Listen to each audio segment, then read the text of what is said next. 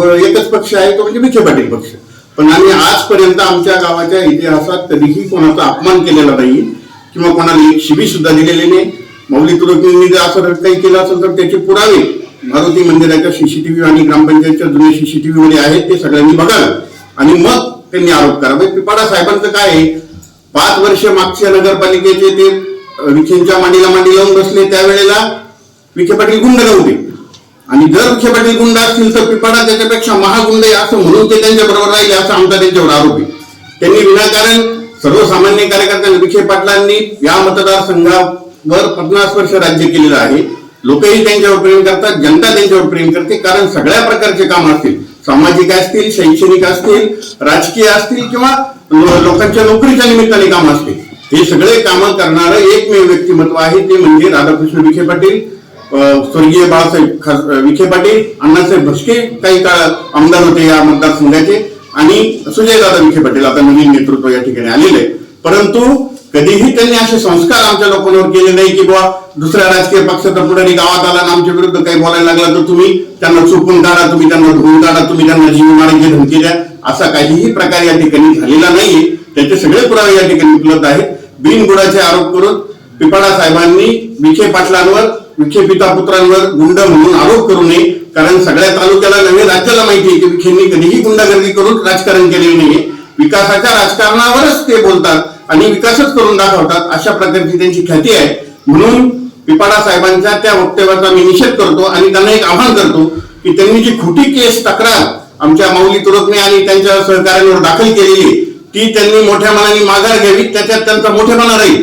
अन्यथा मौली तुरकने त्यांच्यावर केस दाखल केलेलीच आहे, परंतु इथून पुढे पिपाडा साहेब प्रचाराच्या निमित्ताने जरी आले आणि वाकडे तिकडे बोलले तर त्यांना या गोष्टीचा जाब आमचे ग्रामस्थ 100% विचारतील, कारण विखे पाटलांचे संस्कार आमच्यावर हनामारीचे नाहीये, गुंडागर्दीचे नाही. प्रेमाने आम्ही विचारू, वैचारिक बुद्धीतूनच त्यांच्याशी आम्ही बोलू.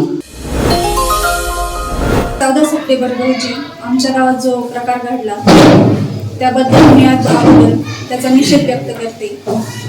आणि राहिला विषय मौली तुरकने यांच्यावर FIR दाखल झाल्याचा, तर मौली तुरकने हे काय आहेत हे आमच्या गावातील महिलाच काय, अगदी लहान लहान मुली सुद्धा तुम्हाला येऊन सांगतील. त्यांचं गावासाठी खूप योगदान आहे. अगदी ते गावकरी मंडळाचे सदस्य देखील आहेत. सप्ताह काळात लहान मुली असतील, महिला असतील यांच्यासाठी वेगवेगळे खेळ घेणे, तसेच महिलांसाठी काय करता येईल हे बघणे, हे सगळं ते करतात. आणि त्या दिवशी जो प्रकार झाला त्यात त्यांनी कुठलीही शिवीगाळ केलेली नाही, हे अगदी CCTV फुटेजमध्ये पण दिसतंय.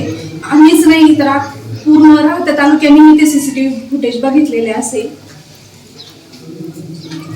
सप्ताह काळात अगदी सुजयदादा देखील तिथं मंचावर उपस्थित होते ज्यावेळेस राजेंद्र पिपाडा आले. सुजयदादांनी सप्ताहासाठी 51,000 रुपयाचा निधी दिलेला आहे.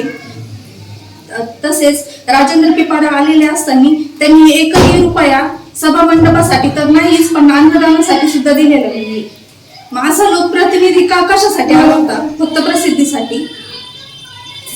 जर त्यांना लोकप्रतिनिधी नाही, डॉक्टर पिपाडा यांना एवढंच सांगू इच्छिते एक सरपंच म्हणून की येत्या काळात तुम्हाला कुठल्याही मतदारसंघातील कुठल्याही गावात जायचे असेल तर जा, परंतु आमचे दैवत माननीय नामदार राधाकृष्ण विखे पाटील यांच्याबद्दल कुठलाही अपशब्द वापरू नका किंवा अपप्रचार करू नका. जर तुम्ही असे केले तर मी एक महिला सरपंच म्हणून एवढेच सांगते की गावातील नारी शक्ती त्यांची ताकद दाखवल्याशिवाय राहणार नाही. तुम्ही गणपतीची आरती करायला आले की विखेंच्या पंचायती करायला आली किंवा आमच्या गावच्या पंचायती करायला आली? तुमच्या गावात पाणी येतं का नाही? तुमचं पाणी पळवलं, तुमच्या संस्थांच्या पोरांचे कामं त्यांनी केले नाही. अरे काम कोण करतं काय नाही आमचा संपूर्ण समाज बघतो ना. तुम्ही त्या आमच्या गावात येऊन त्या पंचायती करू नये. तुम्ही जास्तीत जास्त आले, तुम्ही आरती करावी, तुम्ही सर्वसामान्य लोकांबरोबर बोलावं, तुम्हाला काय जे बोलायचं असेल, आमचं त्या बाबतीत बिलकुल विरोध नाही. परंतु तुम्ही विनाकारण जर आमच्या नेत्यांची, कारण ज्यांनी आम्हाला दिलंय ते सर्व संपूर्ण समाजाला माहिती, त्यांनी काय दिलंय काय नाही दिलंय, तेव्हा तुम्ही आम्हाला ते शानपण शिकवायचं काही कारण नाही. किंवा विखे पाटलांनी काय केलं, ते 40 वर्ष आमकं झालं, मी 40 वर्ष काय सरपंच होतो का, मी आमदार होतो का, तुम्ही त्या हिशोबाचे नाहीचे, तेव्हा तुम्ही त्या बाबतीत त्या पंचायती केल्या नाही पाहिजे. आणि तुम्हाला प्रामाणिकपणे आमची विनंतीपूर्वक विनंती आहे पिपाडा साहेब की तुम्ही आमच्या नेत्याच्या संदर्भात आतापर्यंत काय जे चाललंय ना तुमचं ते तुमच्या जवळ राहू द्या. तुम्ही आमच्या नेत्याच्या संदर्भात बिलकुल एक ब्रश शब्द सुद्धा काढता कामा नये, कारण आमचा नेता असं चुकीची माहिती कधीच आमच्या कार्यकर्त्यांना देणार नाही, किंवा तुम्ही याला शिव्या द्या किंवा याला हाणमार करा किंवा याला घोडे लावा.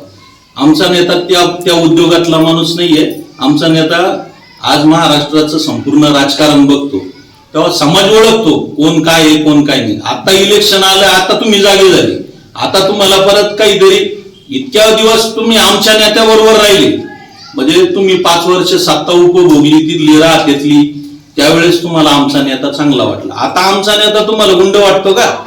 आता तुम्हाला कार्यकर्ते गुंड वाटतात का? गुंडांचे सरदार आणि गुंडांचे सरदार म्हणतात. सरदाराच्या मांडी लावून तुम्ही बसले त्यावेळेस तुम्हाला चाललं, आणि आता तुम्हाला जड जायचं काय कारण आहे?